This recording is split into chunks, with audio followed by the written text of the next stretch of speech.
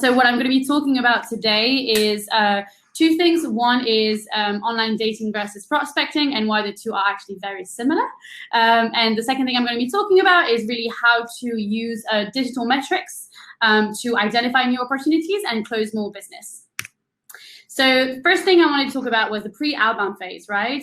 So as my mother always says, you know, are you ready for a relationship? Do you know what you're looking for? If you don't, you need to figure it out. So what is important to me, for example, is digital metrics.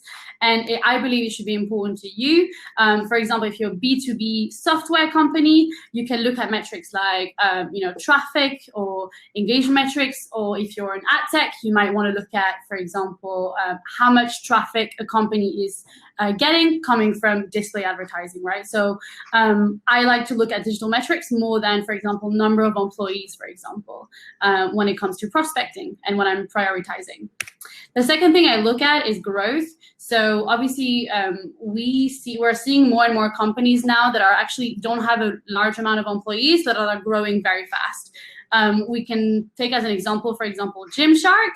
I don't know if you guys are familiar with them. They have over, they have less than 100 employees, and they already are the #1 retailer of sports clothes in the world. So definitely would recommend to you guys to really look at growth opportunities in the companies you're prospecting. The next thing I also like to focus on is really kind of making sure I know what I'm going to say when I'm reaching out to a prospect. So if you're on Tinder and you're trying to find the one, you don't want to send the same message to everyone. You want to make sure you're personalized. So one of the metrics you could look at is, for example, bounce rates, right? A lot of you guys are, again, B2B software companies. What you want to be able to do is to identify a pain point. So for example, look at a website's bounce rate, and you might say, okay, I know their bounce rate's gone up since last month. I'm going to reach out to them to basically say that I can help with my solution, right? Second advice I wanted to give you is really to look for them at the right place. So where do you find the one?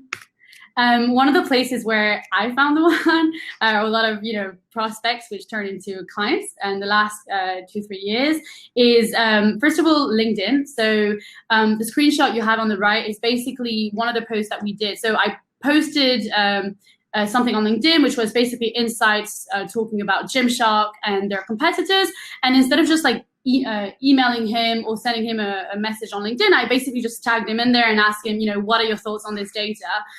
So I found that doing it publicly is actually very powerful, and I got a very high response. I always get a very high response rate from prospects when I'm sending a message publicly and tagging them on it, even more than with emails, for example. Second place I wanted to talk about as well is events. So one of the lessons I've learned when I joined SimilarWeb was that going to an event is great, but to make an event successful, you have to prepare a lot in advance. Make sure that when you show up at the event, you have a lot of pre-booked meetings. Otherwise, I think it's not worth going. And also, post the event, you have to make sure that you're sending out the post, event emails the night after the event. We saw a very big difference, right, before we did that and then after we did that at SimilarWeb. Third advice is really know when to reach out, because timing is obviously everything. So one of the things that you can do is you can obviously set up Google Alerts, or you can use other tools that are giving you digital insights as well. So for example, Teespring's an e-commerce site. Before I reach out as a sales rep, I want to make sure I have something interesting to tell them and that I'm going to be talking to them about something that is already on their mind at the moment. So for example, I see they've increased traffic in Brazil since last month, or India. That's a great reason for me to reach out and say, hey, you started getting traffic from that region. Let me help you guys with, whatever your solution does, right? Engagement metrics, conversion, personalization, etc. Also, timing is everything, and I learned a lot of lessons thanks to COVID, actually. So what I was doing during COVID is that I was trying to identify companies that were actually benefiting from it, if we can call it this way. So basically had a huge increase of traffic, for example. So Hewitt is a B2B software company, and I saw that they've increased their traffic by 838%. So I thought, okay, this is a great lead for me to reach out. What they do is basically virtual queues, right? So their clients are e-commerce, etc. e-commerce sites that are getting a lot of traffic right to their website. So I reached out again on LinkedIn, got a great answer from them, and so that's great. And also you can look at industries. So for example, of course, during COVID, e-commerce sites are going to be looking for more and more chatbots.